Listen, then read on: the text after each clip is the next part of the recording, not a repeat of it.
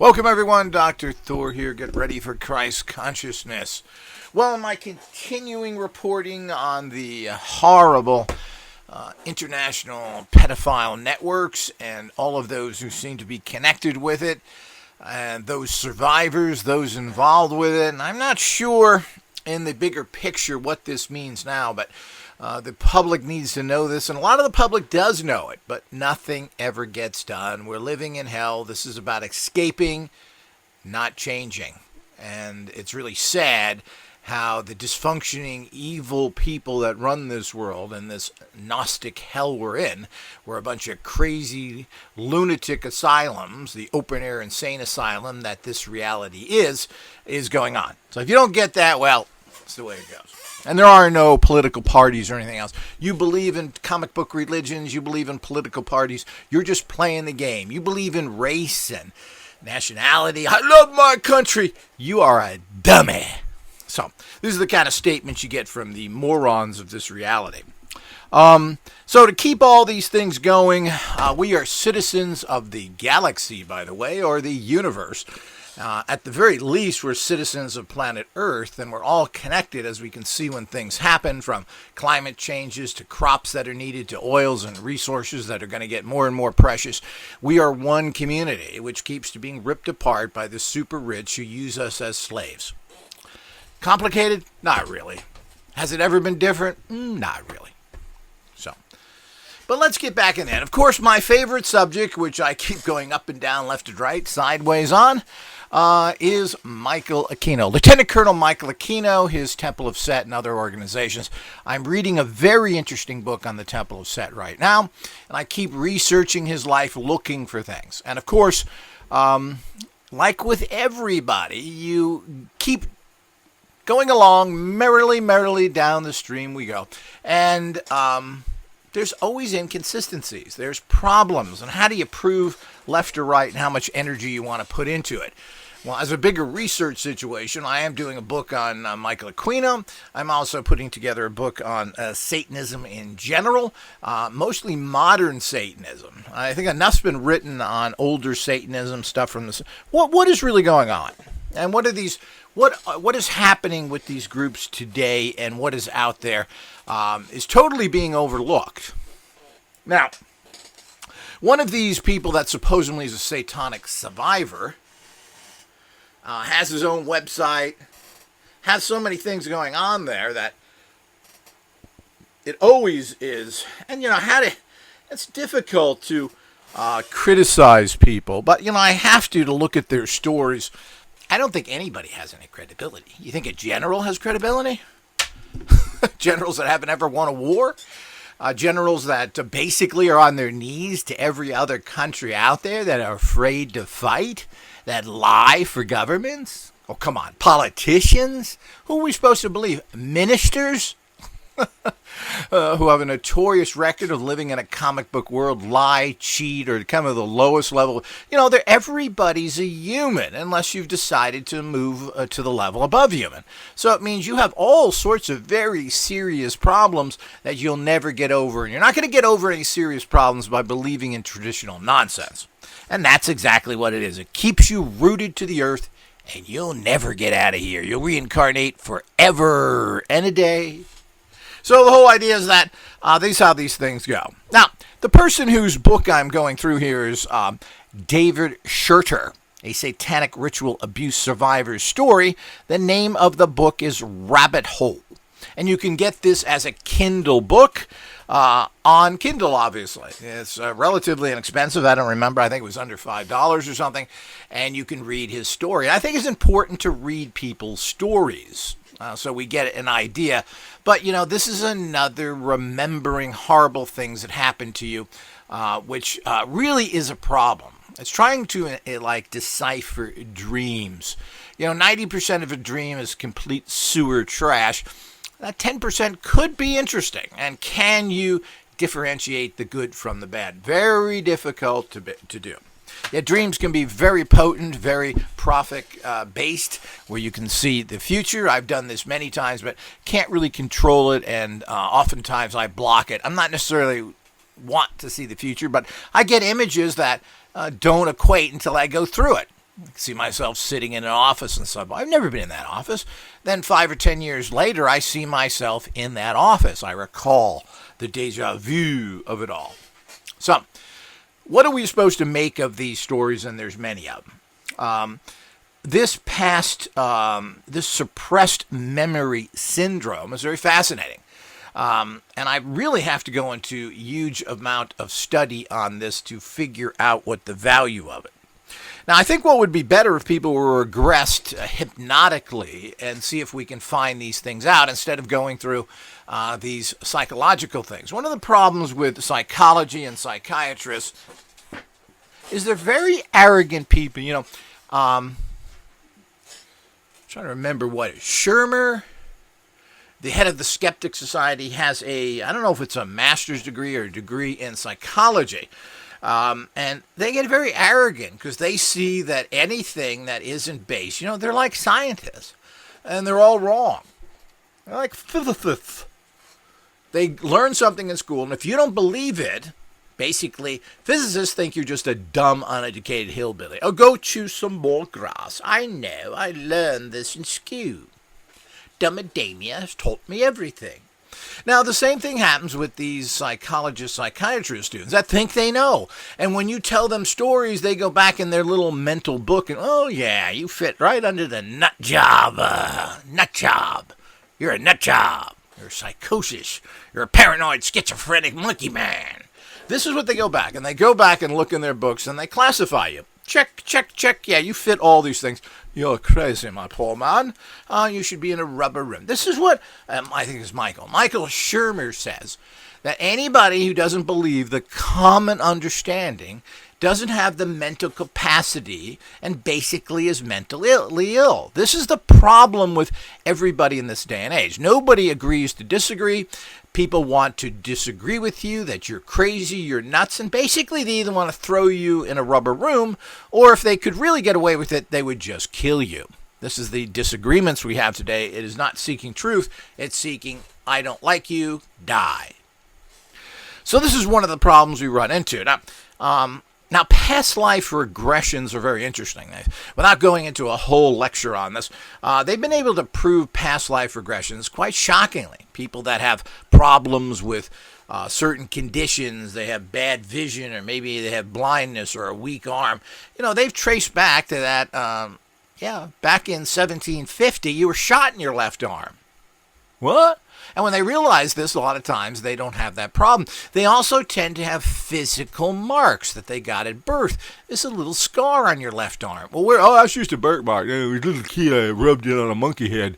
So the whole idea is that, no, that was at birth.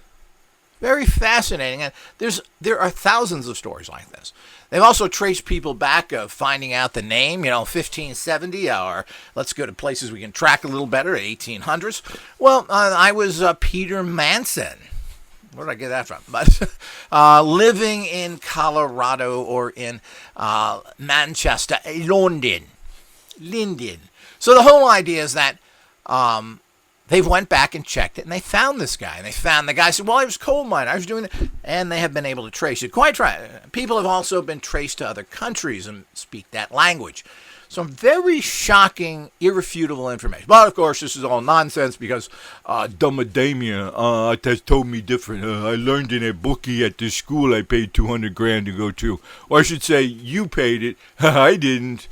So the whole idea is that all of these things that go into this, we have to fully understand. So as long as we keep suppressing the real and not seeking truth, we never get anywhere. Same old story. So what do we get with these repressed memory syndrome? And of course, it does make sense. I mean, when bad things happen to us to a certain degree, we do repress it. And as I get older, I don't know why I remember things 50 years ago very clearly that I couldn't remember before. Is this a way of suppressed memories that aren't overly good, and usually they're bad memories? I now kind of recall them again. Is my consciousness letting that down? I don't know. One of the problems is verifying these things, particularly if you're going to start naming names. Now, I think everything should be taken at face value and looked at as interesting. We just don't know. We're going to have to seek the truth of it.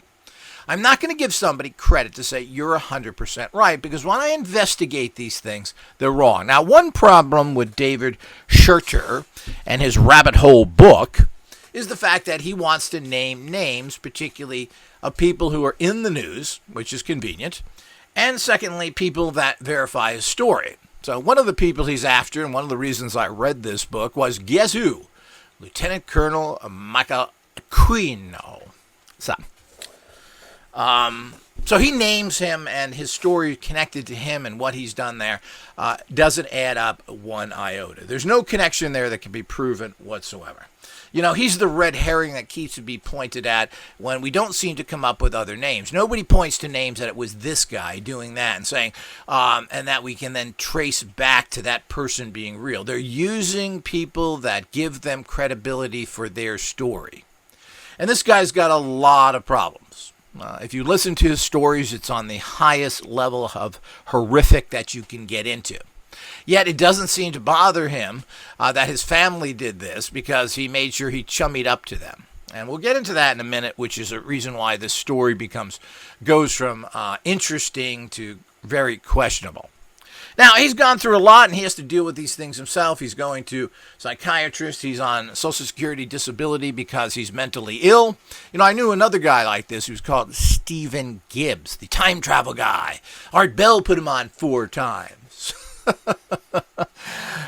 This guy was a complete and total space cadet, and he was on disability for being mentally ill, and really was mentally ill. Again, he had some interesting stuff, but never really had any proof of anything. He built the HDR, the hyperdimensional resonator, based off of the film by Steven Spielberg's Back to the Future, with all this comic book stuff. And he put together a quasi-radionic unit with a giant electromagnet on it. And if you put that close to your head, you'll time travel, all right, right to the coffin. So the whole idea, this is very typical, and it's just junk technology, and nobody's done anything. Matter of fact, they publicized him so much, he was in Napoleon Dynamite, used a machine similar to his, and maybe that was even a machine they bought from Gibbs. And of course, everybody tried and it didn't work. If somebody had the possibilities to time travel, be quite an amazing thing. You wouldn't be able to sell that device, and you certainly, everybody would have one, and we'd be in a chaotic net. You know, there are laws of this reality that aren't going to let you entirely upset it by getting it to masses or doing things. So that's another issue. So he goes through and tells his very horrific story. He also had brothers and sisters. So this was a fairly large family. A mother and a father, even a stepmother. All of these things was part of this. And there's some very strange explanations here, which I don't get at all. But he had to admit some of these things because you could check this out. And if you checked it out that he said differently, well, his whole story is gone. But one of the things, getting back to the Michael Aquino situation, is the fact that he claims, like every satanic abuse, every Satanist in the world, everything's done by Michael Aquino. It's just as simple as that. Stop. Overrating this guy to the highest possible degree. Who's quite a character, and like a lot of so-called Satanists look at it from an interesting point of view. Now, is this taken to levels of perversion and decadence to high levels? Well, you know, it breeds that, because you get into the fact that even though they claim to have high moral standards, and they claim to be higher moral standards than the Christians, well, that isn't too difficult to do, by the way. All you have to do is read church history and find out the atrocities that they committed right up to modern time, where they cover up for these literally tens of thousands or maybe even millions of children who have been abused by Catholic priests and the clergy in general, and what's going on. So if you want to investigate real troublemakers, they ought to be going after church organizations instead of trying to go after the red herring or some goofball little satanic cult that has possibly molested some people. You want to find them? You want to stop this? Well, you need to investigate. We know the troublemakers are that continue, and the massive amount of cover-ups done particularly by the Catholic Church all over the world, by the way. So the amount of cases of these things are just shocking.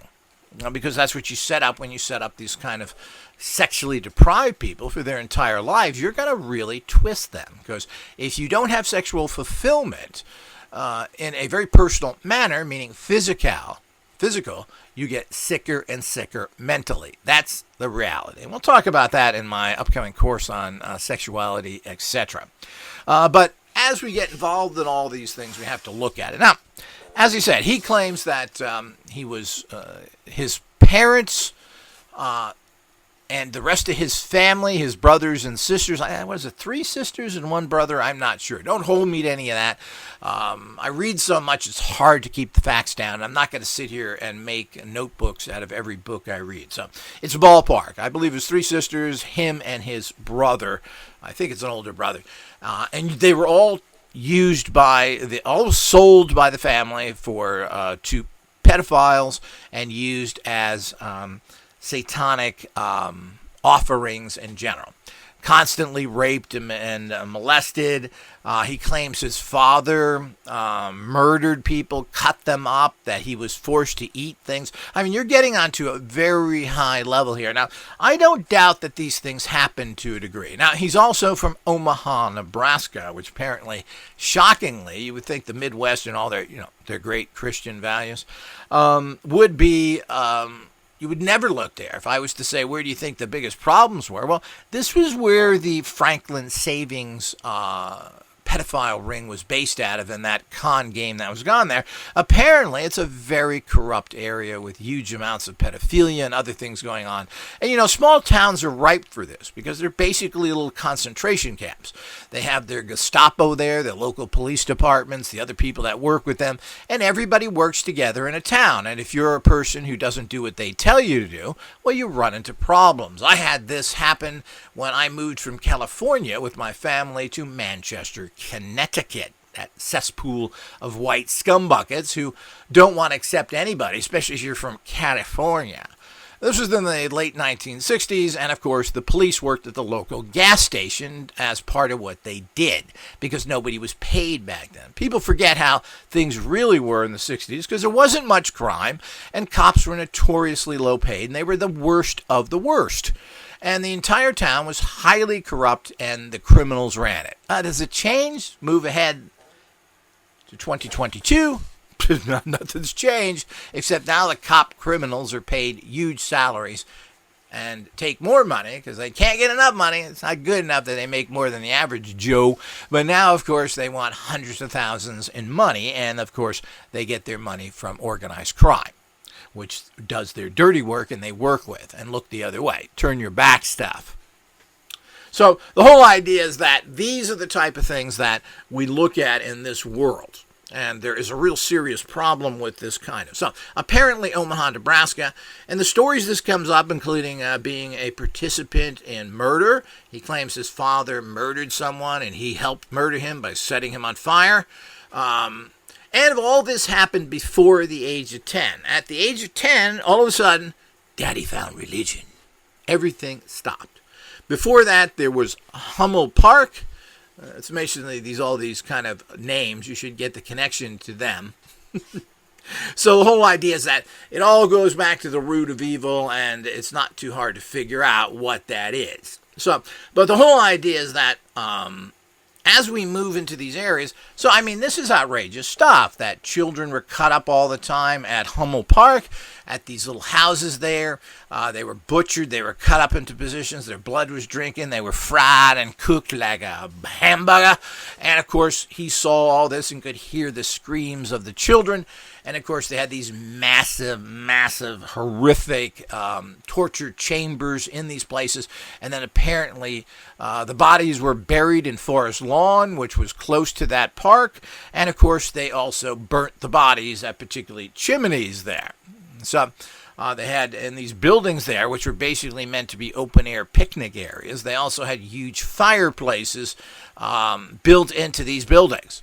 I'm not that's kind of strange in itself, but this is Nebraska. I guess if you were to go there in the winter and have an outdoory thing, there were buildings, and apparently the doors were open, and they had picnic-type tables in there. And they're fairly large. I don't know, 150 feet by 100 feet. Pretty large little buildings, and there was a fireplace on each end of these buildings. And you can see this in his book. Again, you should buy his book if this interests you.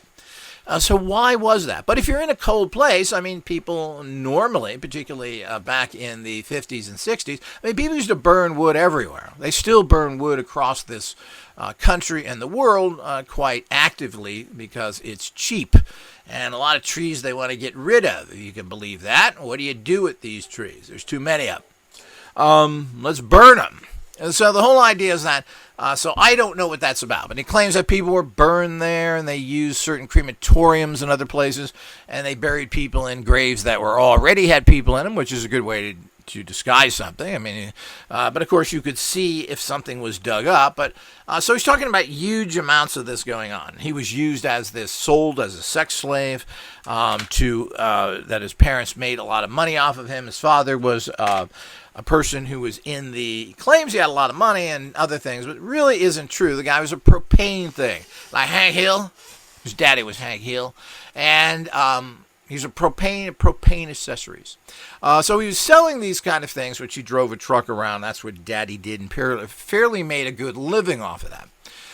But they really never lived in any great places. Apparently, there wasn't owned houses. But there's one story after another where he feels that he's gone through this psychological break, that this is what his parents did. And this was followed on after his father even divorced his mother and brought in another woman, who at the age of 10, who apparently was a born-again Christian. So you're a Satanist, you marry a born-again Christian, but she was a fake born-again Christian. She used to preach all the religious stuff, saying how bad he was. His brother participated in this. His sisters were raped and molested. And all of this goes on consistently into the highest possible levels here. We're talking about him recalling, as I said, seeing people disemboweled, cut into pieces, being forced to eat them, and hearing the screams. Can it get any worse than that? I don't think so. That makes war look like a cupcake. So he believes all this. I'm not sure what to make of it. I feel sorry for this person that he's in so much pain from what he believes happened. Now, did something happen close to this? Did it not? Well, the problem is we have no way of proving that. Since he lived in Omaha, Nebraska, in the middle of pedophilia land, and claimed to have even went to places where they had snuff films where they were making. Again, it just never ends in this town. It's like some sort of bad movie where Jason from Friday the 13th, is running the town, and he just can't get enough blood. But, these things, of course, started, as I've mentioned before, in the 70s, when it started with The Exorcist, where good lost and evil was shown to be strong. And that was followed up by all of these evil that can't be destroyed. Jason, and all these people in these films, was Friday the 13th, Halloween, etc. Was that Michael Myers, who I believe son, actually, it was on Saturday Night Live for a while. Michael Myers Jr. But the whole idea is that these things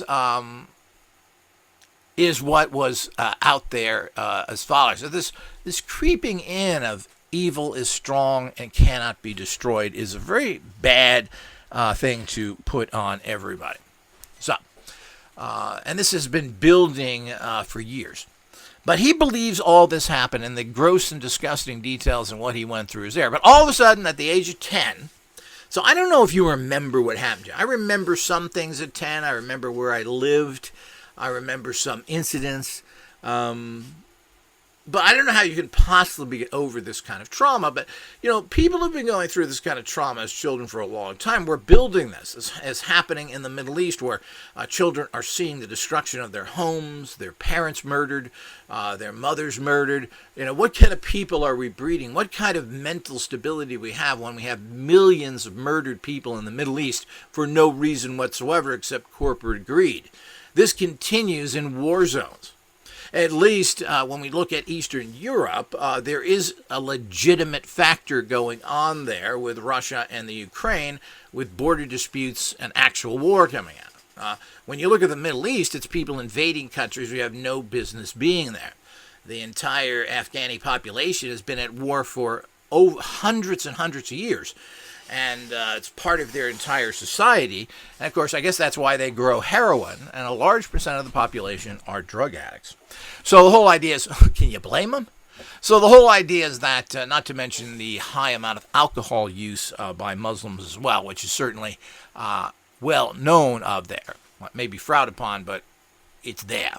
So the whole idea is we have all this, but what kind of people are we breeding that are going through this kind of trauma? You're never getting over this, and you're going to pass it on. You know, the story used to be with abuse is the fact that children that were abused, meaning their parents or parent abused them, beat them, etc., repeat the same behavior. You get it in your head, and this is normal. It's normal to beat somebody, so you kind of get off on it. Oh, I'm kind of you're releasing chemicals in your mind when you beat somebody because, hey, this is childhood. So I've seen this happen even in my personal life to a certain degree with a family that was highly violent, I should say parents who were really mentally ill, and argued all the time, and these things got to close levels of very dangerous situations. And kind of repeat that to a degree. Not to the same level, but nasty arguments kind of make you feel better. And that's, you have to be cognizant of this so you grow past it. So, but this guy claims all of that. But, you know, there's so many holes here. Now, first of all, get back to my buddy, Michael Aquino. It's Aquino, by the way. It's not Kino. Aquino. And Aquino and even Michael is a fairly common name out there, apparently, particularly with the Spanish Filipinos, where there's a lot of Aquinos. So the whole idea is that he names him, and this is where we get into problems, where fantasy kicks in. I don't believe any of what he says about Aquino is true. He has no truth. And I've tried to contact David Shurter on several little comments on his actual YouTube page, and of course he never gets back to me. I'm trying to get information, trying to find out. He claims he's a powerful magician. He learned all this stuff from Aquino. He's a kick-ass everything. And there's all sorts of problems with David Shurter, and we're going to get into all those. Now, it all stopped at 10. I'm going to get to Aquino in a minute. Just went away. Well, after he helped murder somebody who his father drugged, and of course, apparently they had drugs in the kitchen. Some guy came looking for somebody. They invited him in, got him to drink something, and then he was, while he was semi-disabled, they killed him. And he assisted. They poured something on him and light him on fire. And then his father hit him with a shovel. And all sorts of things are talking. And he remembers this. And he participated in this, of killing this guy. And then, of course, you know, they're disposing of bodies. Because after all, they dispose of bodies all the time. So this is just another body.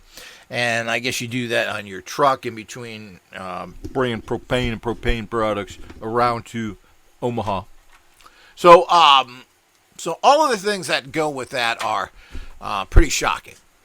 And apparently, you know, he's had sisters, they were used, his brother was used. And we're talking about, you know, a lot of these things we have to be very careful of. When people claim that they have been taken out and sexually abused, well, if you're a child in particular, but even if you're not a child, if you're being anally raped or having sex with multiple people constantly, you have physical signs of that, especially if you're younger. Even if you're older. If you're doing lots of anal stuff, your anus is going to be stretched. This is a problem, and most notably, of course, in males as well as everybody else. But if they're doing this, it just doesn't go away. Also, if you've had lots of penetration, people don't understand. You know, you cannot. While males may be able to go on consistently, but the bottom line is that, you know, one thing that few people understand is that prostitutes in general complain about the pain of intercourse. If you're having lots and lots of intercourse, 5, 6 people a day, 7, 8, 10 for extended period, this is very painful. It's not designed to do that, including your anus is not designed either. So these are problems that are very detectable. Now, and you're talking about not questioning. There's been some questioning with certain children that maybe this stretching was because of large bowel movements and other things. We don't know.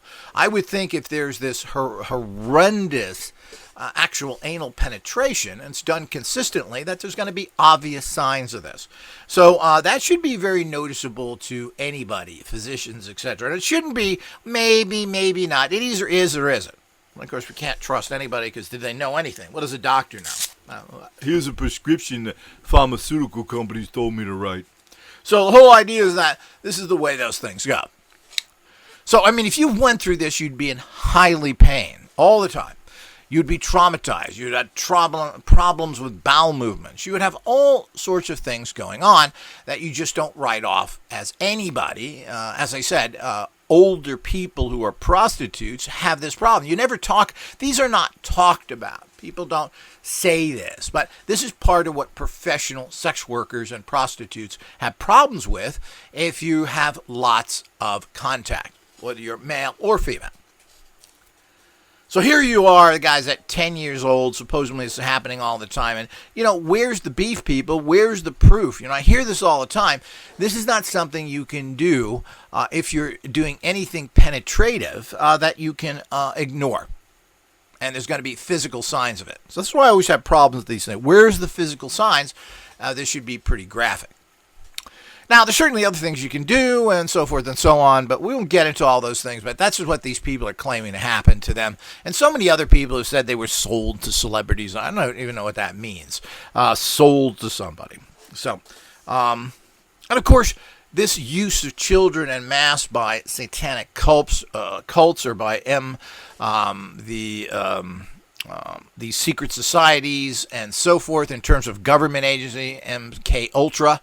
Well, few people remember the Montauk Project, a similar thing where they took a bunch of young boys, and the way they mentally condition you to break you is through homosexual sex, because this is so aberrant to your natural realities that when you do that, people are broken. You break their connection to society and their understanding of what's right and wrong.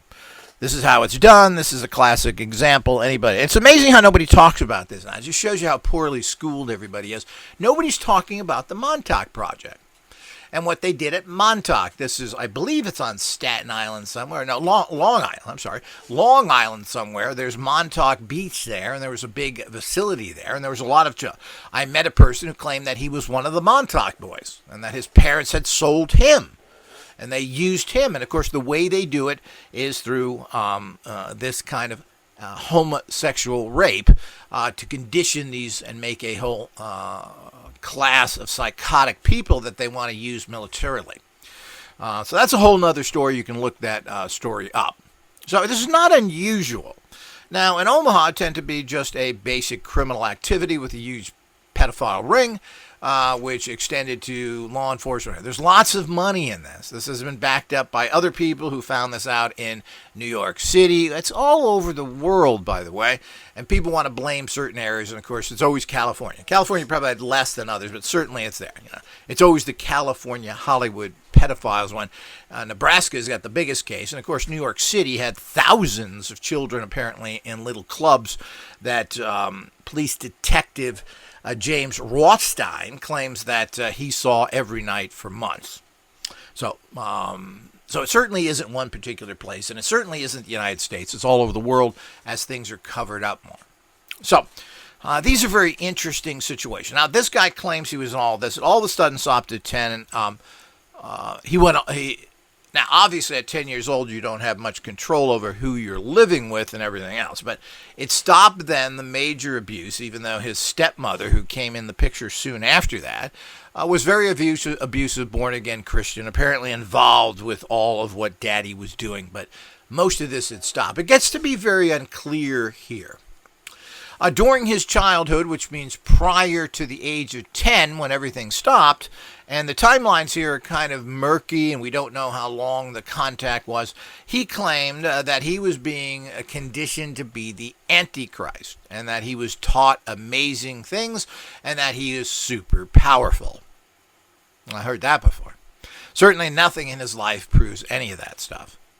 But this is part of his problem of thinking that he is making himself into something he's not.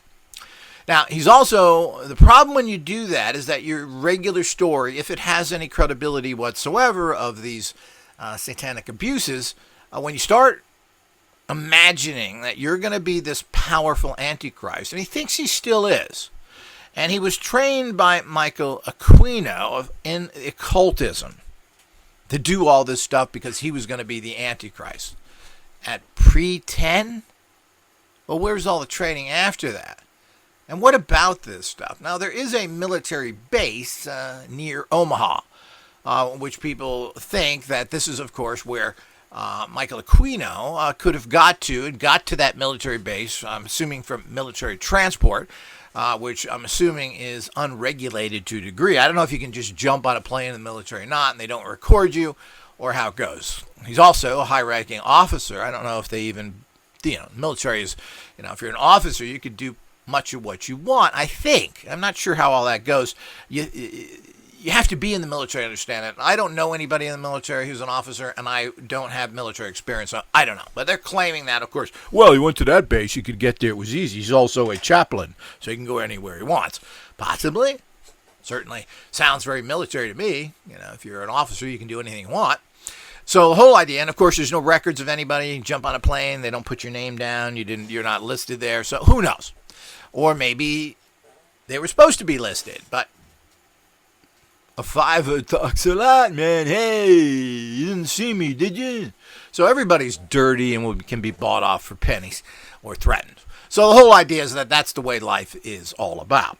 So apparently they think that he came into the military base near Omaha, and this is how he got there, and then, of course, went directly over to David Shurter's to teach him, because he was going to be the Antichrist. Based on what? I have no idea. Based on David Shurter's big, giant ego. Why would he be picked? What is special about him? He claims he was smart, and they saw this into it, and they felt that he could. But they tortured him. They didn't make him better. So all they did was try to make him into this empowered psychopath, apparently. Or at least that was their goal.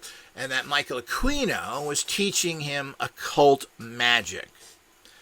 But he cannot state a single thing that he was ever taught by. So this becomes a great question. About 2-3 weeks ago, he put up a video on YouTube saying, well, what was I'm going to tell you my training. I'm still waiting, David. Point is, there was nothing in that video, which I think was 20 or 30 minutes, talking about any training. Now, he does talk about his psychiatrist who gave him the famous book on shamanism by, what was it, David Hartman or whatever.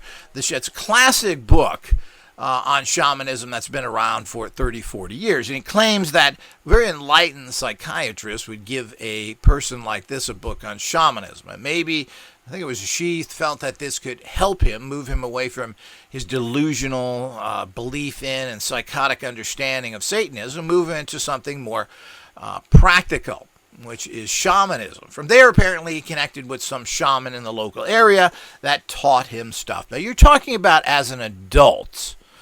I think he's 40 or 50 now. So you're talking about something that happened 5-10 years ago, not in his childhood. This is something once he was diagnosed as a mentally ill person, that the person treating him said that, well, here's interesting, why don't you learn this?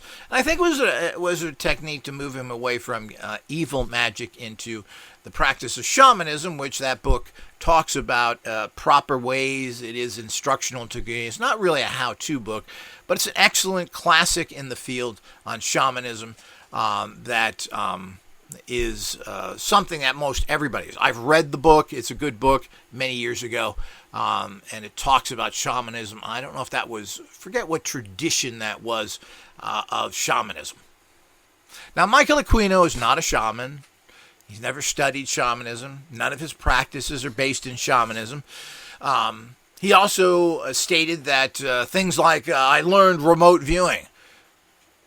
Made a big mistake there, because Michael Aquino doesn't believe in anything psychically based. His form of magical empowerment is based on the will, the old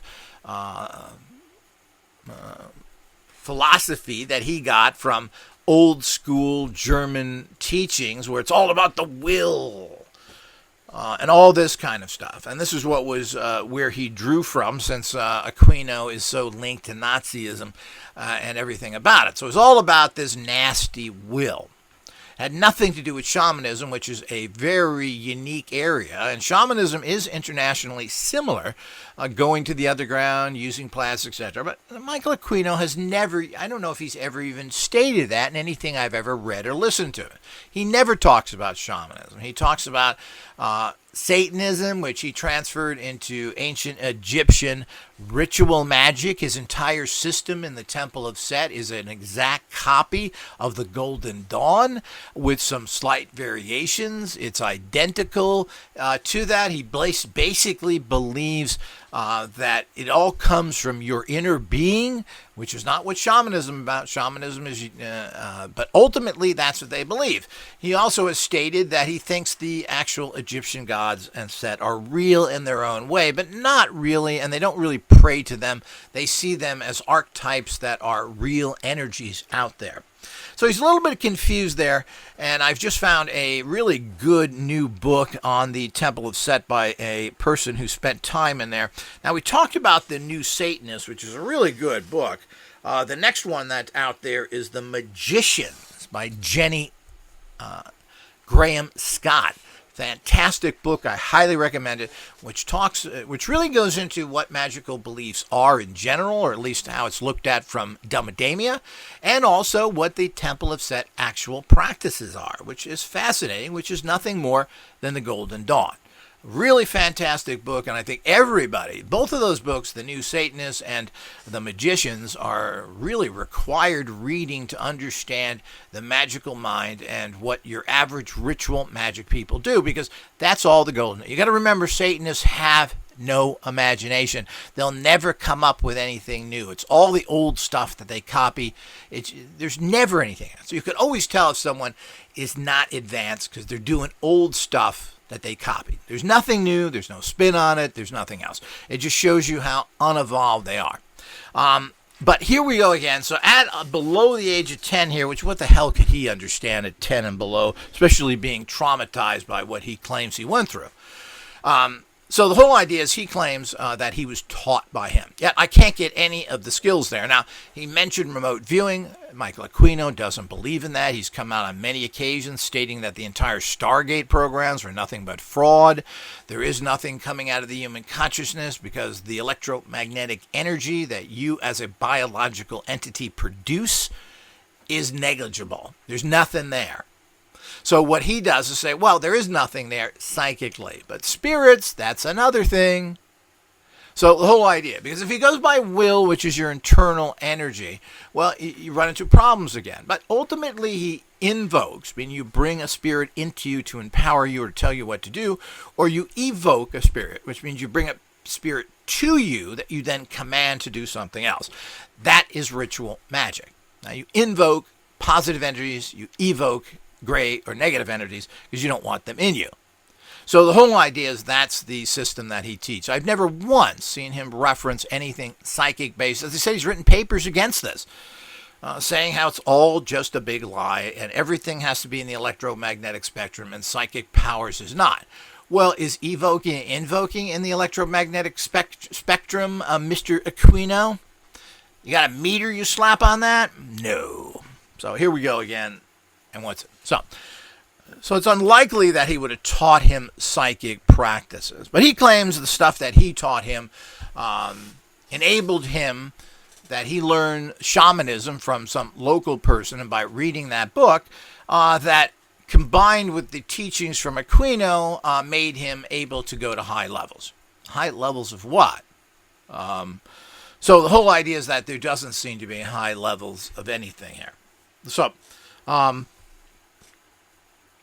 So the whole idea is none of that seems to add up, and he's not mentioning anything. I asked him for technical details on what he learned, and he doesn't have a million, someone said, well, he didn't get back to you. He has 1 million people there, 100,000 people that follow him. Well, first of all, if you're a serious person, you should get back to people that are asking questions that have some value. I understand when you have so many people commenting on YouTube that it is difficult. This guy doesn't. This guy has, I don't even think he has 1,000 followers, and he doesn't, he's not getting anybody listing any comments or anything else. So the point is he could have answered this, and, you do get notified in your account. So every time he goes in there, there is a message there that he is shown that someone, no response whatsoever. I also told him that I was writing a book on Aquino, and what proof does he have of anything that's happened there? No response to that whatsoever. So, people don't want to talk to me because I'm a truth revealer. They want to talk to delusional people or people that say, yeah, I'm doing this story too, and want to reaffirm their particular position. That's the end. And of course, that's the kind of faulty research that keeps us in the sewer of life. So, but let's get it. So the point is I don't know what he's talking about there. He doesn't seem to know anything magically, period. Shamanism, what is shaman? Shamanism means everything. Shamanism is a universal principle. What does that mean? Again, he's claiming things that don't seem to make any sense whatsoever. Just like so many people are now claiming they're getting hit by DEW weapons, directed energy weapons. Well, you can hit an entire house, but you have to beam that. You can't just beam it at, well, I guess you could beam it at a city, but everybody is then affected. So these people that claim they're in their house, they're getting hit by these things, well, they're going to have somebody that is close by directing that on the room you're in. I'm not sure it could even encompass your house, but it's going to affect everybody in your house and everything else. So that's not how those work. These directed energy weapons, which oftentimes are seen as lasers to go at specific targets, but you're not shooting it at space and all of space blows up. You shoot a directed energy beam at a missile to blow it up, as you do with a laser. And this would be classic movie stuff where they shoot beam weapons like lasers to blow up things. But you're not using it on massive amount. You can use microwave weapons on crowds and stuff. And it means you're putting out microwave energies to a fairly large area, but you have to be within that beam of energy. So these people that claim that they're being affected by this and everything else, I'm not sure how they would be doing it. They would have to be targeting them through some sort of radionic tune-in capacities that are being much more advanced than DEW weapons, directed energy weapons. They have to be much more advanced, and I've talked about this before. Now, the other thing with, it doesn't make sense to me, and he doesn't seem to have any background whatsoever. He's not talking about it. He's now a Christian, that certainly is not going to give you technologies to protect you. So the whole idea is none of that adds up. He seems to have no magical abilities. I studied the occult. Study that with what? Where is it? What do you claim? He doesn't give you any details on what he was doing. He talks about spell casting and doing that. Well, this is all stuff. What spell casting from what? The bottom line is that I don't know what he's talking about in this area. If he's doing some sort of Aquino ritual magic, but none of that seems to come there. He talks about stuff that he's heard in the news again. Remote viewing. What is remote viewing? Remote viewing is passive. You're gathering information. It is not about affecting people. That's another higher level of remote viewing, which you can use to a degree.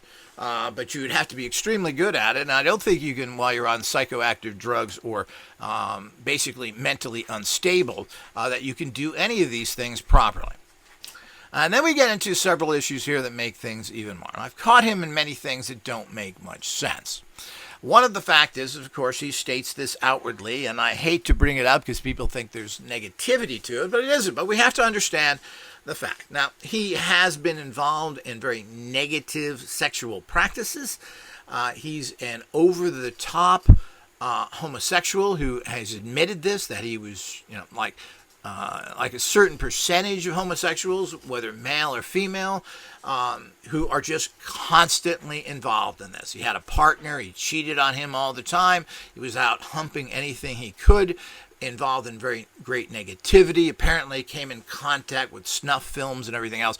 And here we go through a guy that's been highly traumatized for all of his life, and he's out there now doing this, a drug addict, everything. So he's got every possible negativity he can. Not only drugs, he's got sex problems, and he's involved with the homosexual community, which tends to make these things even worse. Now, I lived in a homosexual community for 30 years called Palm Springs, California. There's more homosexual. It's the second largest place for homosexualities and AIDS after San Francisco. And I saw what developed there. I've been in contact with a lot of them. I even have a brother who's a homosexual and see how he operated in his relationships as well. And they tend to be very immature people. Now, I don't necessarily think anybody, when they get into relationships, is overly mature. But, every homosexual that I've ever been involved with has a teenager relationship situation, like they're 12 years old. I worked with one woman, and every night when I went over to relieve her at her particular position, which I took over, she had a new person there, which I guess, I don't know why they couldn't meet her at her house, or maybe she was going to their house. Every night she had a new lover because they are over the top. Now, maybe heterosexuals are the same, but you can't get it if you want it. It's difficult. But if you're gay, either a female or a male, and this has been documented by everybody, the sex drive of gay individuals, males and females, by the way, is, at least, it's probably 75 to 80% higher than the average heterosexual. I mean, it's just something that dominates their life. And, when you talk to these people, they say, well, I'm gay. I didn't ask you what your sexuality was. I asked you who you were, what you're doing. People, they put that ahead of everything. So it's a sad way to look at your life, that you're totally and completely compelled by your sexuality. Unfortunately, most of society is in general. And homosexuals have a horrible, people just hate them to a large degree. Shockingly so, even in this day and age. But the bottom line is that, I've come into a lot of contact with them. I saw them, particularly in that community, the Coachella Valley, which is a large number of cities. I mean, they had all sorts of get-togethers. They had private hotels. You would see them going out of clubs dressed in leather with people on chains. I mean, this was common. In the city that I live, they had a urine festival every year where people would urinate on each other, and just this was wonderful. So the whole idea is that this is the type of thing. Now, this is certainly done by heterosexuals as well. It's very common in many countries, particularly in Germany, where foreplay is feces and urine. So the whole idea is it's not unique to the homosexual community. Of course, you got a 70% homosexual rate in Germany. But the whole idea is that this is the reality to all these things. Now, whatever your cup of tea is your cup of tea. I don't really care one way or another. But, they make people uncomfortable. They're very odd. And, of course, they want to stay by themselves. They have private clubs, etc. This is the way things are done. So it's not a problem. That's your lifestyle. Who cares? And as long as you're not affronting me with it wherever I go, I don't care. Everybody should do whatever they want behind their own personal facilities or closed doors, etc. So I've been around it, and there is a level of immaturity apparently in gay individuals, whether they are male or female.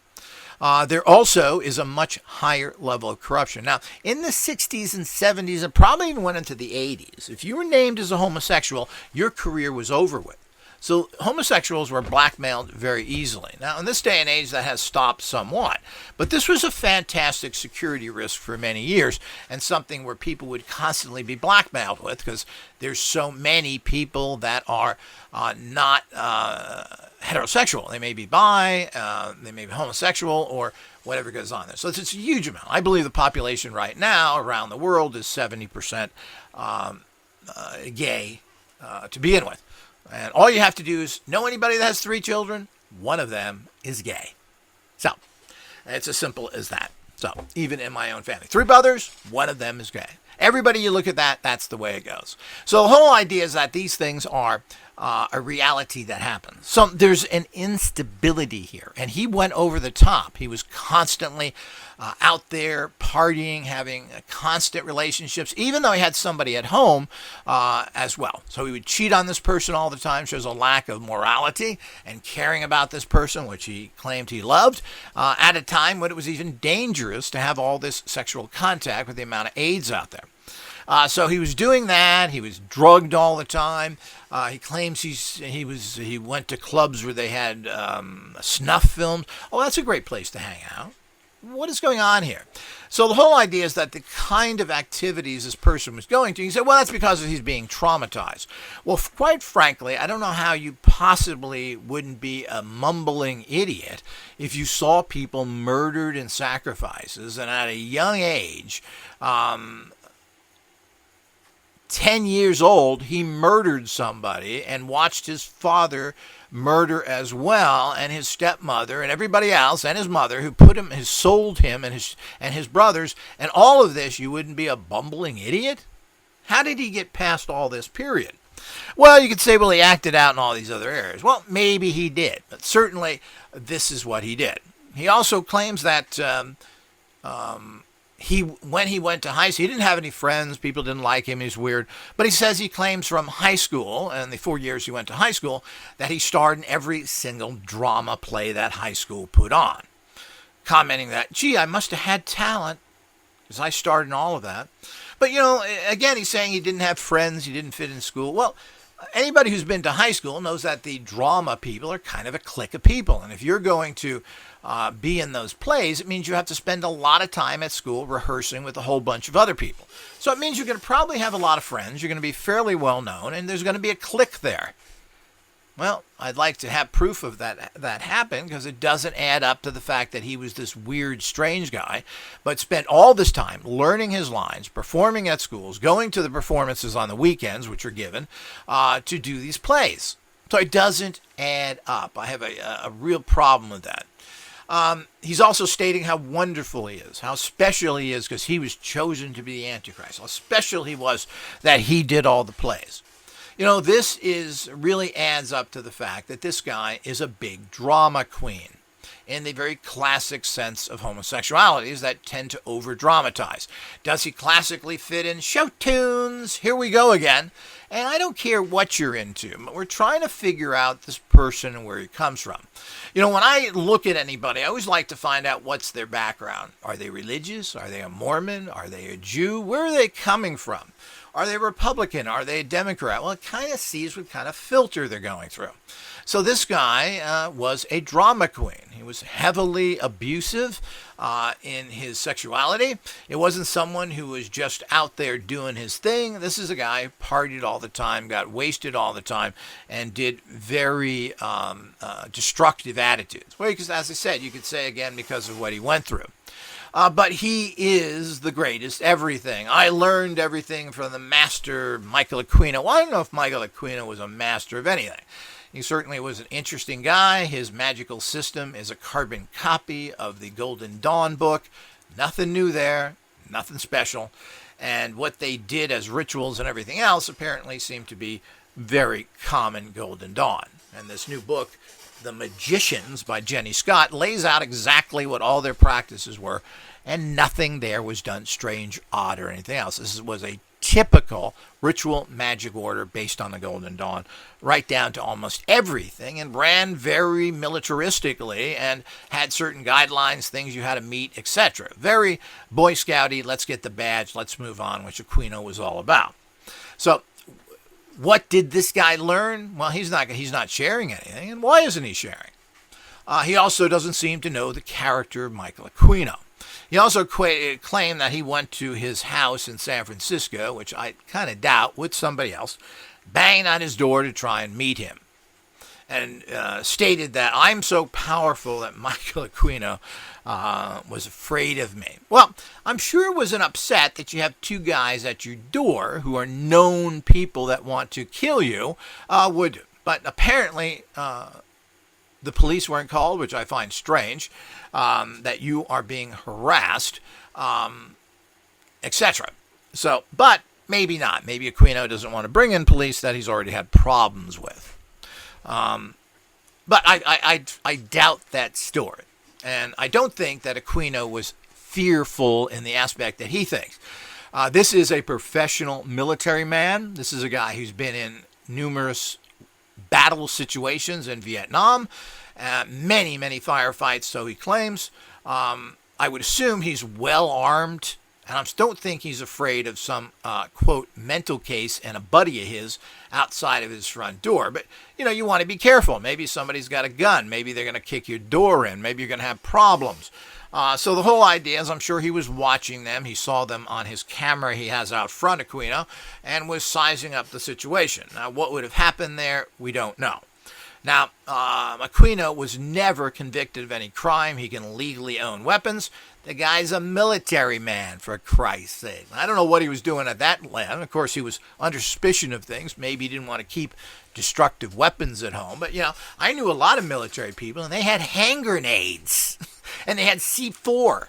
So the whole idea is that I don't know what he had or not, but I don't think he was overly intimidated. And he must have been prepared for some sort of frontal attack on him because people are threatening him all the time. Now, Anton LaVey, people would drive by his house and shoot at it.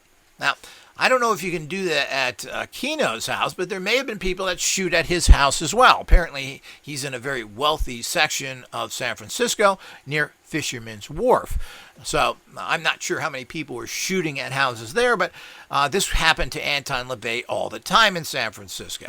So, and of course, that was the 60s and 70s when things were not really that enforced anywhere.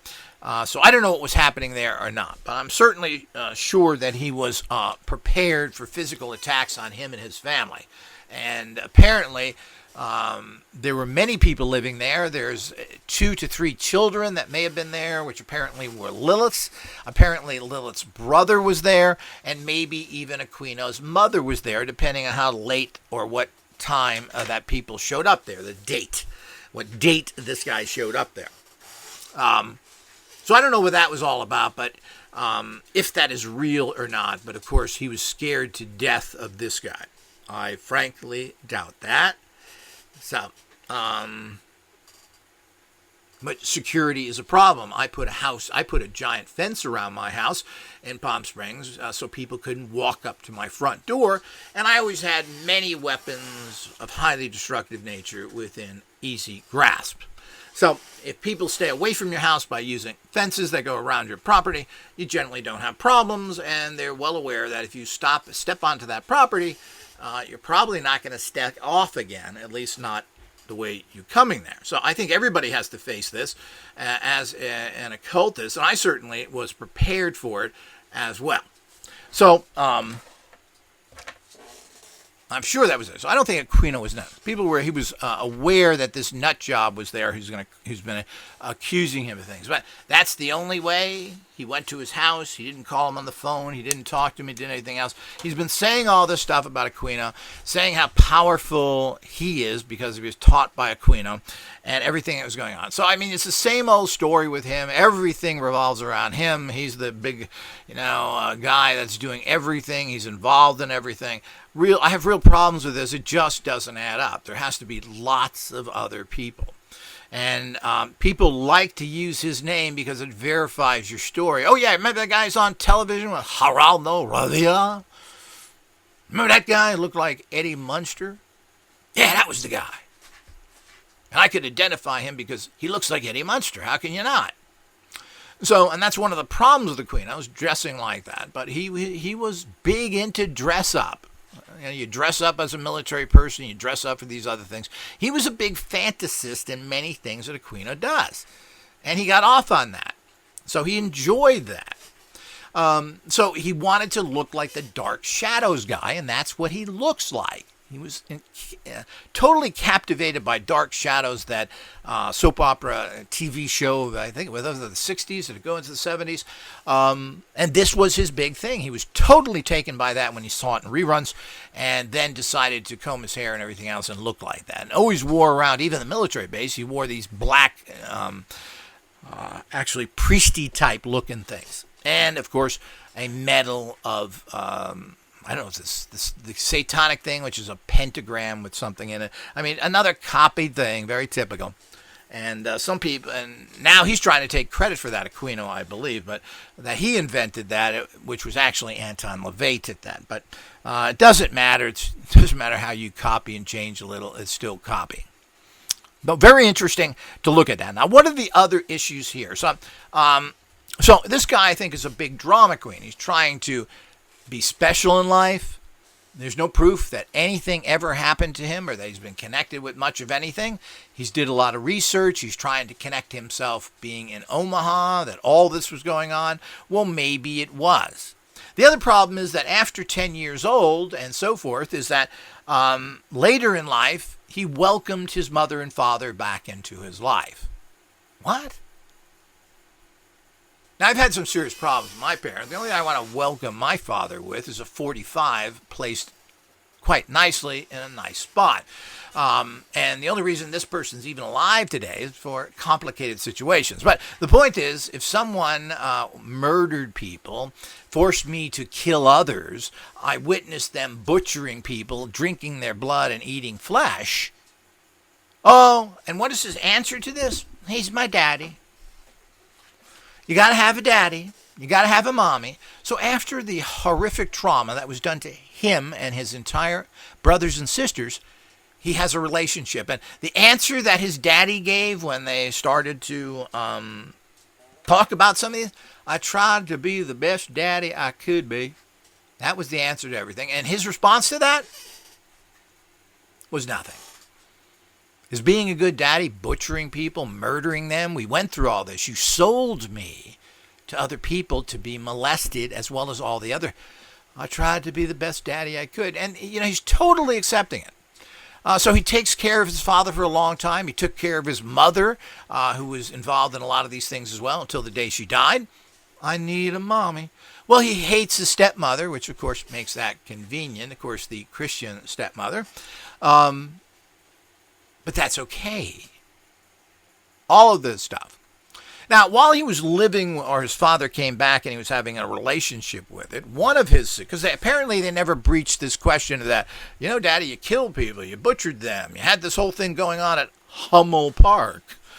Yeah. And the whole idea is that I was there, I was abused, I witnessed it all, and half of the town was involved in it. That's okay. I'm stupid. It don't mean nothing to me. Is Gilligan Island on? I know Green Acres follows it, but is Gilligan on yet?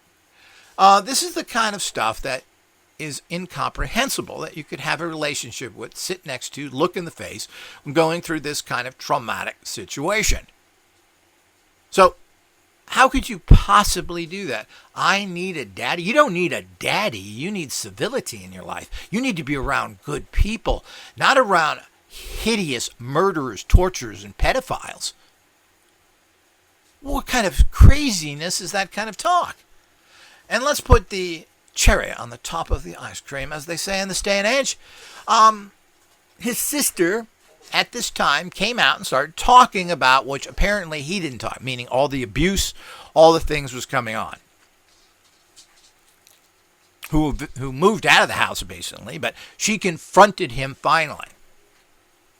Him and his brother, what did they say? Well, it reminds me of interviewers where they're talking to someone and say, this happened. I know exactly what's going on. Oh, okay, commercial. Let's hear from Dairy Queen. Let's come back here. Okay, now, did you see that in the news yesterday about Gilligan's Island? After someone just stated they knew exactly what's happening in a very important area. These kind of things are just mind-boggling. And you have to understand where these people are coming from. So his sister talks about all these horrendous things that happened to her and everybody else. So his brother, who went through the same thing, and I think the others, I don't know if the other sisters were there or not. Some were living outside. I don't remember all this. It's hard to keep all this going. I read 3 or 4 books almost a day. So the whole idea is that it's hard to keep all these facts together and write. And I'm not going to write it down. It ain't worth my time. We're talking about the bigger picture here. The details are really unimportant unless you're trying to get factual information for a trial, which will never happen. What did he do and his brother? Nothing. They didn't verify the sister. They did nothing to assist the sister's story. They didn't confront him. And it was the same old story. I did the best I could as a parent at the time. Okay, well, that's a good excuse. He deserted his sister, let everybody think she was crazy, nonsensical, when supposedly he went through all of these things even worse. What is going on here? What do we? So there's no training he can verify from Aquino. When the initial issue came up, which now it suits him in his drama queen reality to come out with this, to write books and feel special. And got to remember, he's living on Social Security disability because he's mentally ill. And apparently was able to pick up some sort of partner that he lived with for 10 or 20 years, his partner, while he was out screwing everything that he could get it in. So he did pretty good in the bigger picture. When his sister came out, And there's various degrees of people have verified this. Now he wants to say that people are verifying. It's almost like he's jumping on his sister's beliefs, whether they're real or not. So now that he can be this special person out there. This is a story which he's made his whole little career on it. He contacts people. He's involved in the satanic abuse family out there. All the people that are reporting this stuff and trying to do things and talking about the pedophilia, everything else. He's now part of this community, and he thinks he's number one in it, that he knows everything.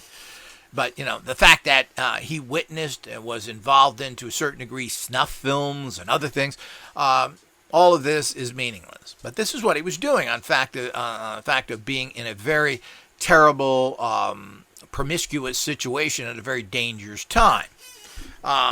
And had a lot of support. He even was involved in a church where the minister himself, a new popular church, was gay and had quite a lot of acceptance there.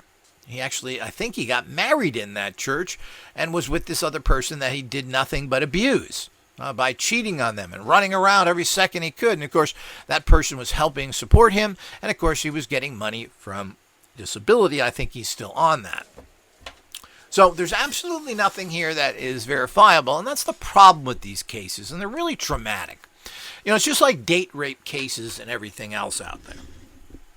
Who can you believe? It's one person's word against the other, but it really depends on whether they believe you or not.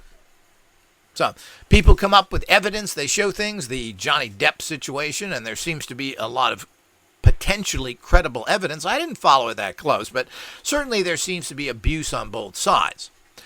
Here, which seems to go physical. Certainly, Johnny Depp was a nasty, drunken alcoholic. He's admitted to this. Now, that means he had a wonderful personality, right? We saw him slamming cabinets, drinking half a bottle of wine when he was loaded when he got up in the morning, and he kept that going. Guy who shows up in the kitchen with a hat on and sunglasses, you got to wonder what's going. What are you hiding there? While certainly Amber Heard isn't a vestal virgin, a wonderful person, these things are hard to determine what's going on. Date rape. Why did you go in that guy's house? Why are you showing up in their hotel room? So, and these are invitations that are being offered. So it's difficult. And if you are the one who's being raped and feel totally violated, well, this is horrible. But how can you prove it? So it's the same thing with this. How do we prove this? All these horrible things went on. He claims there's graves in other places. They're never going to dig these graves up. On this guy, Judge, I have a statement here from this mentally ill person who is now close to 50. Claims this happened 40 years ago. We want to dig up these graves. Denied. So none of this is going to happen. And searching for bodies is very difficult, especially as long as it's been. And I'm not sure what any of this is going to do. So this whole area seems to be it's very difficult with all this. And it's really a shame. But I personally couldn't convict anybody of any kind of crime that's he said, she said, one against the other. Or doesn't matter if they're man and woman.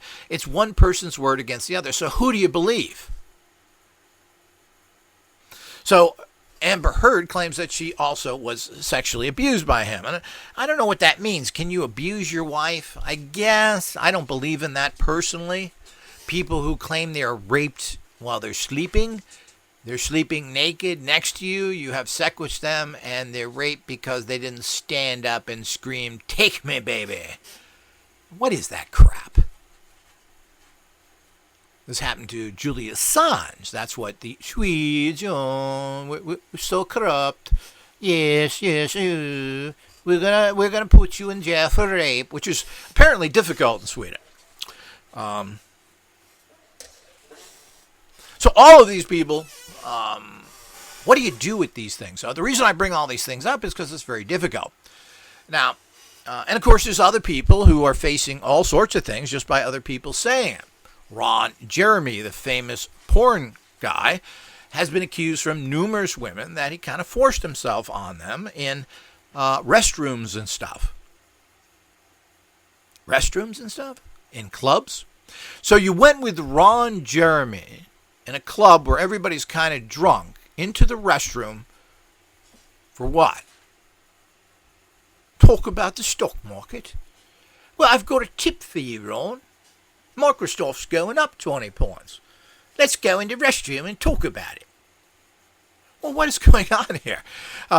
So if you're going to a restroom with Ron Jeremy in a Sunset Strip nightclub, Gazzari's or the other places, I've personally been in these clubs, they're giant nut jobs. So with blasting music and everything else. And the only way you can really talk to somebody is you kind of got to suck their ear. So you're literally touching them to even talk. And you literally have to scream in it. So a lot of people go into the bathrooms to do many things, and I've caught people screwing in bathrooms, particularly at Gazzari's, many times. So, in my younger days. So, the whole idea is that these are the type of things that went on in these places. This is what happens. This is what you do. So he's now facing, like 100 years based on what these people have come forward through. And the problem is when you have numerous people really think it's true. But I know that's who it is. That's like saying you went in the back parking lot with a known drug dealer. And you know what? I got drugs from him. Woo! What a surprise! So what the hell are you doing there? That, as far as I'm concerned, is consent. It's Ron Jeremy. You're going to the bathroom. And you're a woman, which means you're not even in the right place, because these are segregated bathrooms, at least when I was there. So you're going into a room where you're private, and he then gets aggressive. A lot of women wanted him. He's a person with a very large member, which apparently seems to fascinate. It's quantity, not quality.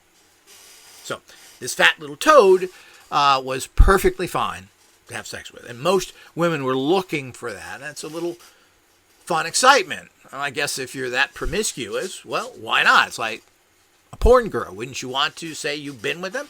So the whole idea is that's all part of it, and the fact that these kind of huge member people are rare is all part of the situation. So this is what we all have to understand of what's going on here. So these are, but he's looking for that. Yet Johnny Depp can act like can attack someone who doesn't want the attention and get away with it in that situation, which is much more personal and identifiable. And it's he said, she said. So I would never convict somebody on that, but certainly the credibility is there. So if you're popular, if they like you, if you play a gay pirate, you're in like Flynn. To use that old, does anybody say that anymore? Well, too bad he didn't kill somebody he could get off. Maybe you think about that, Johnny. You can kill anybody you want.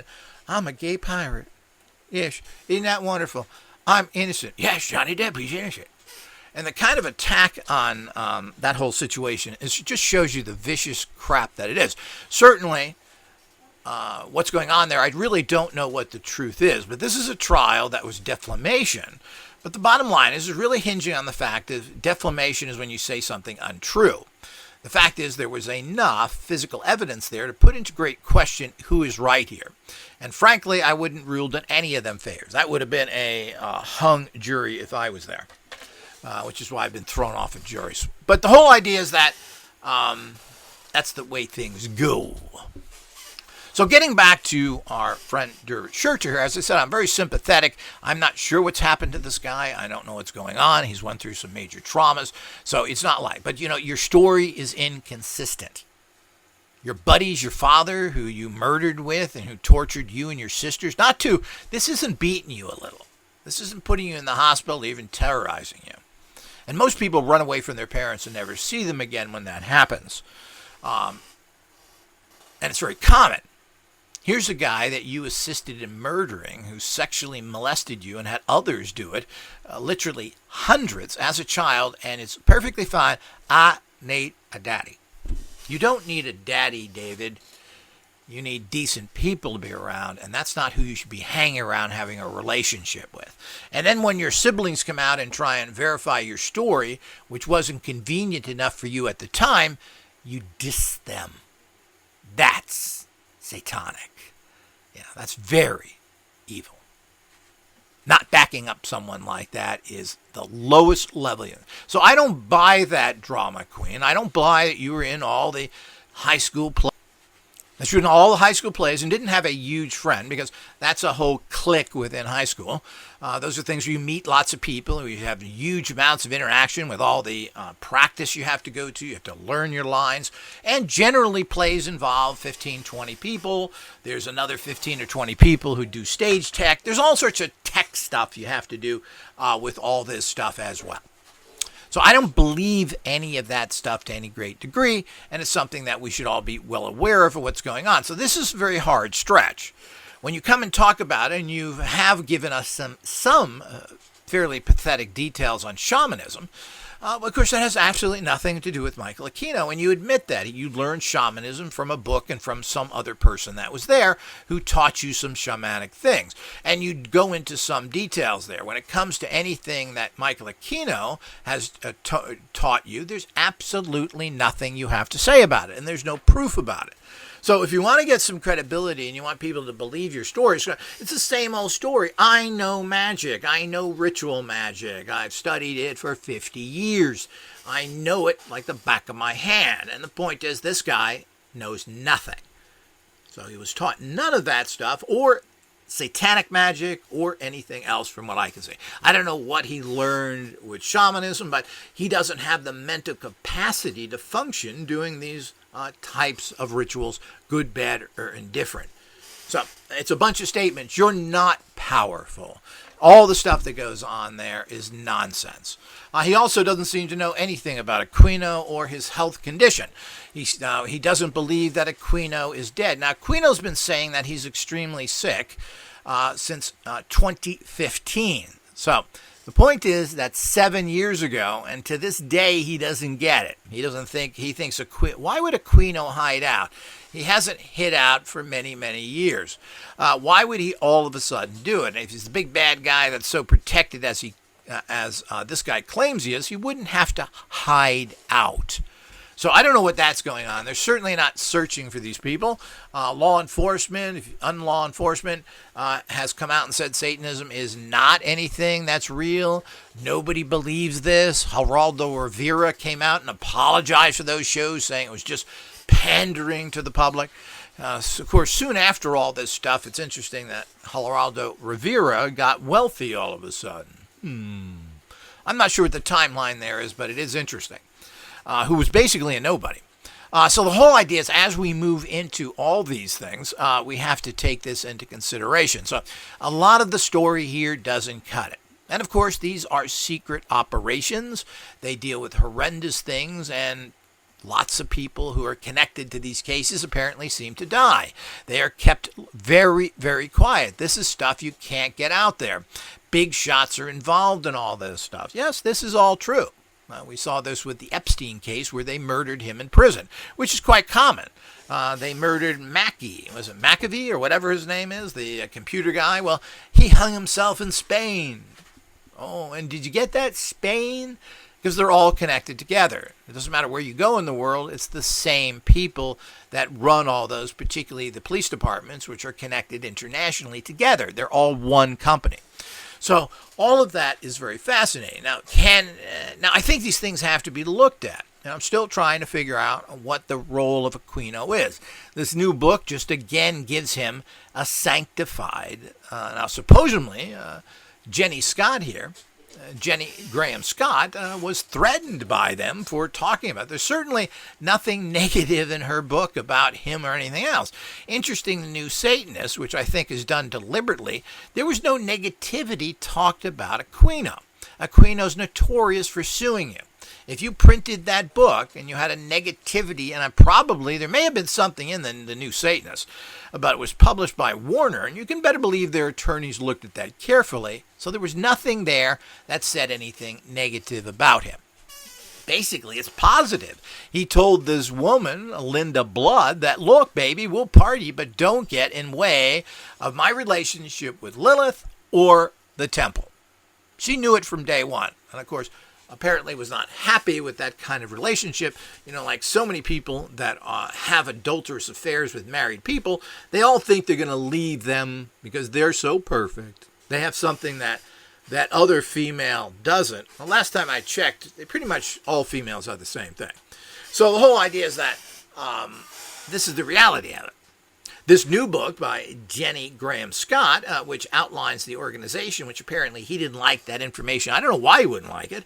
It's a great promotion for the Temple of the Set. It tells you exactly what they're doing. And it's a very interesting book, and I'll save my breath for that in my next review here. But here we go again with a survivor here of horrific things, and we've heard these stories before. And what started all this, what they call a satanic panic, which seems to be very, very true. I don't doubt any of it. I do doubt individual cases, though, because I believe that people, this is their claim to fame. This guy's claim to fame is that he's a satanic victim, and it makes him popular. He's now looked at. He's special, by the way. He's the Antichrist. He's powerful. So the whole idea is this is how you get your claim to fame. This is how you are special. And this is what keeps these people going. I mean, David Shurter even made a little video stating, "I'm not the one, nor ever have been that special chosen, the Neo." Because I guess some goofballs have stated that to him, or he thinks they stated it to him. So he's not the one for that. I'm just very powerful, but I'm not the dude. But I mean, this is his kind of thinking, and to do an actual video on the fact that I'm not the one, and a lot of people want to ask you that, because the follow-up is that, hey, can you put $1 billion in my bank account? So the whole idea is that claiming that you are some powerful person, and of course can't ever back that up, and that's one of the problems with all alternative empowerments. Manifesting as generals, people want to see you act like a kangaroo on a stick. Make something happen, knock me over, make $1 million. Well, you know, that kind of stuff does happen occasionally, and if you're smart, you never talk about it. But when you're out there teaching people classes and everything else, people want you to be the tops of the top. And you get people, particularly Satanists, who claim they have so much power, but they really don't have anything to show for it. Maybe they've made some good money, but, they live in Hooterville somewhere. They have an ugly wife. They're not living in Malibu, and they don't have babes everywhere. And they're not driving Ferraris. I have a problem with that if you're a Satanist. But I'm an intellectual Satanist. I don't value that. I can get all the money I want, but I don't want it. Yet they'll send 4 emails out a week selling products. So this is the kind of nonsense you run into, and we all have to be aware of this. Now, all empowerments are very individually based. What works for you may not work for someone else, and your life is different. If you are crossed up, horribly blocked, well, you're going to have to remove these before you start manifesting. And you're going to be able to manifest based on where you are in life. If you're a stockbroker, well, pretty much sky's the limit. If you work at a medium-level job, you're a business executive or whatever, working, you're a corporate manager, an engineer, well, you're not going to make that. What are you going to do? You're going to find a job that pays you $300,000 when your pay grade is like $80,000? Well, it's just not going to happen. So things have to come to you in unique ways. So if you are, you're going to have to empower something where money can come to you, or your person who plays the stock market. Well, this is how huge amounts of money can come to you. If you work at a very low-level job, well, it's unlikely you're going to be able to make millions. But you got the edge. You can move up. You can empower what you're doing. You're going to have to think past that. And that's part of empowerment. Part of empowerment is it leads you to places where you can do better at. But you have to be open-minded. If you're stupid and don't get it, I remember some stripper told me she wanted to be the next Oprah. She didn't know who the ancient Egyptians were. She didn't know nothing. And I don't think she's ever read anything in her life. She didn't even read comic books. So the whole idea is that I said, you don't have the background for that. Are you going to learn everything? Are you curious? No, she likes the image. The image of that. The point is you have to be highly educated, inquisitive, etc. This person knew nothing. I'm assuming she graduated high school, but that is even in doubt. But she wasn't inquisitive. She wasn't finding out things. She didn't have any hobbies and anything else. She knew nothing, as most people don't know anything. So, you don't know who the ancient Egyptians are? Give up your quest to be Oprah. Do something you can do. Or like I told her, I said, are you going to college to learn stuff? No, I don't think so. But there's a new stripper school opening. So the whole idea is that that's how these things operate. So here we go again. Now, he seems to be active in the adult satanic survivor group. and seems to be helping people, getting information, and seeking inquest and justice in certain areas. So we have to give him credit for that. He does seem to be doing that, whether he was a victim or not. He is trying to do that. But he also, I have another problem with him, is he seems to be attacking people within the industry as well. He hates Noreen Gosh, who, as much as we can tell from my research, we have verified the fact that her teenage paperboy son, I don't know if he was 15 or 12, whatever he was. Again, don't get me on the facts, the exact things. Does that really mean anything? Well, he was tasered and kidnapped and taken into human slavery in the sex trade and used by people for many, many years. Apparently has escaped now and living in hiding. And again, how do you do that? Where does the money come from? But this has been verified that this has happened. There was a difficulty getting this investigated. She talked to some FBI agents, etc., and they were very unhelpful. He's talked to James Rothstein, who is supposedly one of the better cops who investigates these things and was involved in this in New York City many, many years. She seems to be a legitimate person, and her son has disappeared. So there's been witnesses, people who found things out. And she seems to be a little bit of, she's been through some pretty trauma here. I know I was listening to her on the radio with somebody on YouTube, and some guy she was claiming could be her son, and she wanted to have him take a DNA test. And she felt that if he didn't do that, that he was covering something up. And obviously he's very annoyed by this, because you know who you are. Well, no, you're brainwashed. They took you and brainwashed you. You're actually my son. You look a little like him. Of course, by this time, you're talking 10 or 15 years later. Apparently, she did find her son, and it wasn't this dude. But you can imagine somebody saying, you're my son. Well, people can say who I am. 25 years ago, people met me. I'm not your son. So, but I think he was nice enough to take a DNA test and prove he wasn't. Why not shut somebody up? They've been through trauma. It's not a big deal. But basically, he dislikes her intensely and says that not from anything. Now, his statement was that he saw her off camera snickering at somebody's statement, which he felt was terrible. Why is he attacking her? Well, I wonder about it. Sounds like another troublemaker that's doing there. But the point is that she's getting a little bit too much publicity, and he isn't. So we run into problems here. So I don't know, and I don't know about her case specifically or not. It appears that her case is legit, and this actually happened, and this guy disappeared. Now apparently he's surfaced somewhere, and he still can't come out because they will kill him as a witness. Again, these things happen, people, and these shocking, outrageous stories tend always to be true. The strangest, weirdest, unbelievable stuff is what always tends to be true.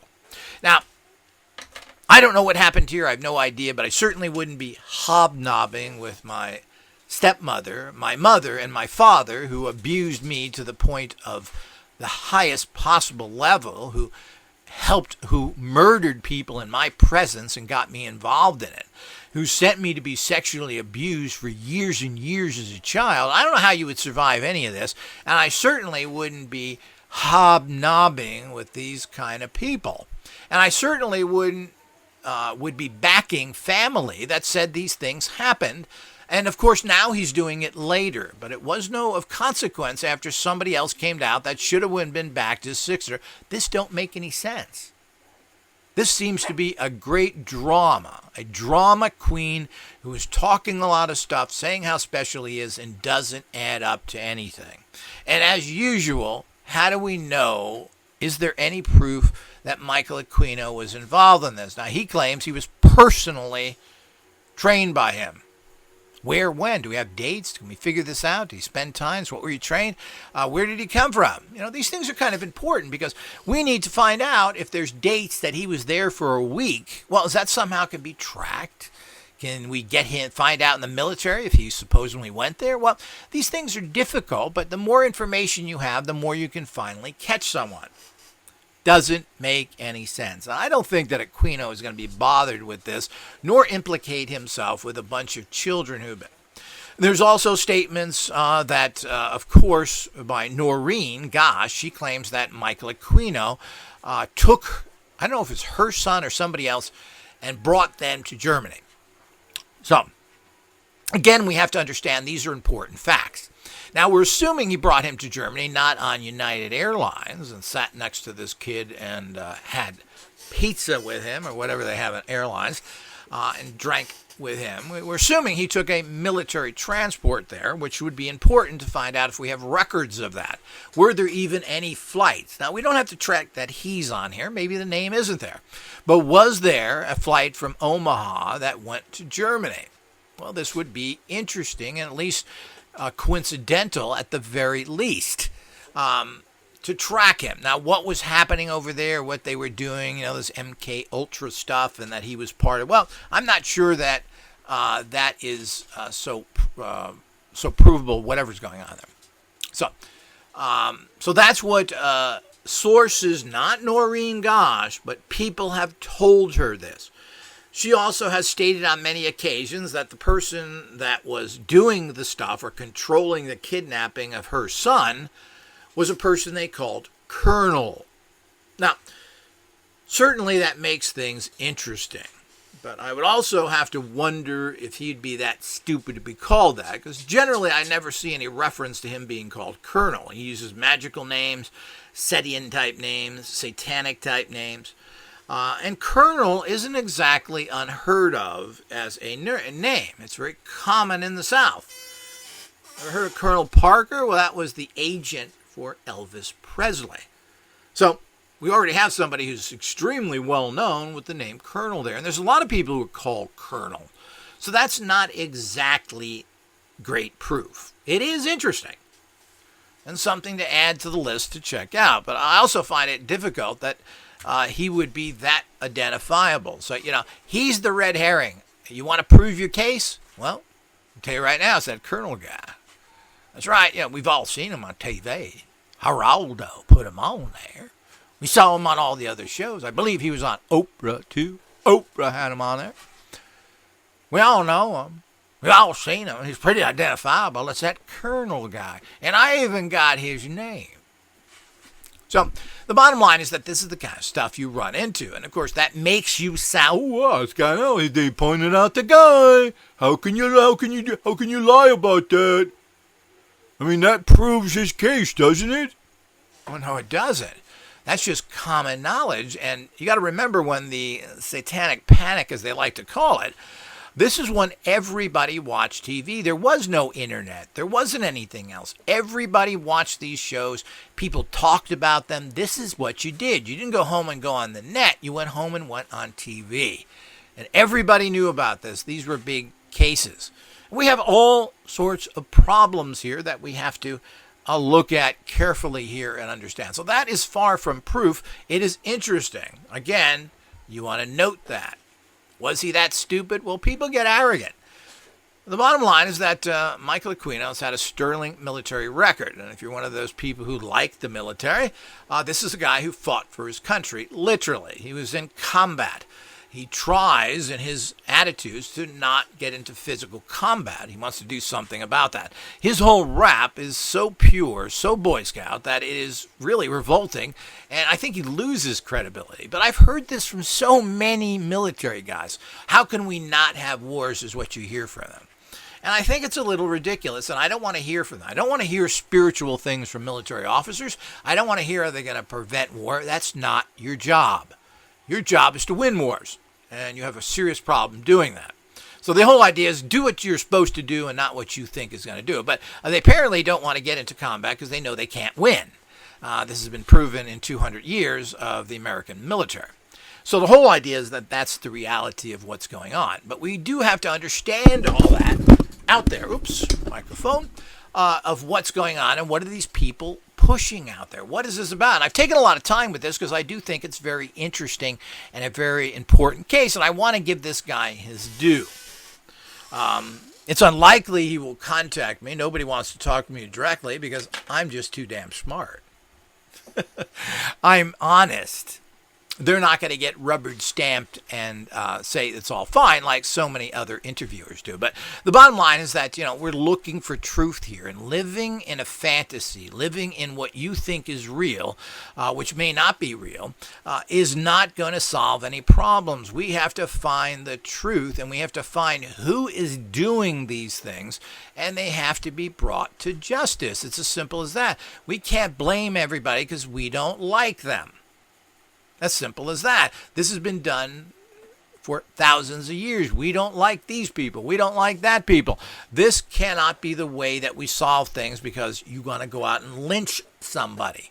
We need evidence, because when you lynch an innocent man, the guilty man gets off scot-free, and they continue to do their evil because they've never been stopped. And you think it's over with, just like every single case that has been presented, like the Kennedy assassination. Oh, that's right, it was Oswald. Oh, case closed. Let's move on. Well, this is what they do with everything. Oh, Satanism's all over Michael Aquino. We got him. Case closed. That's not the case. We have to find out who was behind all these things. It's amazing they can put Manson in prison for life because he talked to somebody who went out and killed people. The great Texan who killed everybody. Tex Ritter. He was in the Manson family and probably was sent there deliberately. He's the guy that murdered everybody. But they want to get other people. It's amazing how when they want to go after other people, they stretch who they can get. When it comes to assassinate, a single gunshot. That's all it was. The same old story we get into here. Now, it's amazing how they want to settle cases like that, yet other people that they want to go after and vilify for no reason whatsoever. And Michael Aquino and Charles Manson are two people like that. You may not like this guy, but either of these people are not the likable types. The bottom line is that they really never did anything heinous that we can track them to. Manson was a pimp and a con man. That's what he did. These are not likable people. He also had all sorts of things. People recorded his songs. There's all sorts of things about Manson that they've demonized him, so he's a cop-out to move you away from the real people who are up to everything. So this is the kind of things that happen all the time. We have to be very cognizant of this and know what's happening. And here's another thing which we haven't seen. Who knows with these satanic abuses? If we're going to use only the kind of psychological in-depth to get people's hidden realities that come up 20, 30 years later. Roseanne Barr did this, saying her parents molested her. And she had recalled memories when it was popular. Now, these things are dangerous to get into, just like memories and recalls are all very dangerous. You get 4 people see something, and you got 4 different stories, and it doesn't get any better every day that passes. We have to be careful. And if we're going to use this stuff, we have to move very slowly and make sure that there's some validity to it, if we can prove it at all. Again, it becomes interesting information or another piece to a very large puzzle. And I think we should keep that piece, but that piece shouldn't be representative of completing the puzzle. So hopefully that's clear. I think this has been fascinating for those people that are into this stuff, who are looking into this. And of course, as a Michael Aquino researcher, this is another interesting thing which can be totally and completely unproven. We have no idea what this training was. Doesn't seem to have any validity whatsoever. There's no proof that he was with them. He doesn't have any photographs of him. He knows nothing. This guy came to me and he looked like Michael Aquino. That's all we know. Is there any other verification that this guy was even near you in any way whatsoever? So he likes even to going out saying that to gain actual interest in his case, he even admits that he was involved in a murder, which, by the way, if it's true, he could be put in prison for life. But he even does that to gain attention. Of course, nobody really cares. It gets to the point that it's very pathetic that someone goes out and does that. But make sure you are chummy with daddy. Make sure you help mommy to the last minute, so that they can, so you can continue their bettered life while they completely ruined and murdered others. Doesn't hold water with me. Doesn't make any sense. It's time to move on to somebody else. Maybe we can find answers somewhere else. It ain't coming from this person who is not forthright, who refuses to answer questions and wants to live in his own reality. And if someone else that he doesn't like or agree with, well, he makes sure he attacks it like he did with Noreen. Gosh, this guy is questionable on every single level. It's an interesting story. It fits in with Omaha, but what does that mean? He's a person who's had very destructive attitudes, was promiscuous to the highest possible level, was a drug taper, everything that goes with it, and is mentally ill, verified by Social Security at least. What are we supposed to make of all that? So, another fascinating case. As I said, his book is available on Kindle. If you're interested in reading the story himself, I think it's like 250 pages. You can get through it pretty quickly. It is a fascinating read. Is this what's happening out there? Is this part of this satanic pedophilia ring? Well, we do know that the Franklin case is 100% real, and a whole bunch of people were caught in this pedophilia ring that goes very high up into government. What is his part of it? What is the reality of all these things? They're still going on. This is a big problem in the world, and we need to address it. And if we need to get information from everybody, including someone like this, to try and put that piece into the bigger puzzle. Until next time.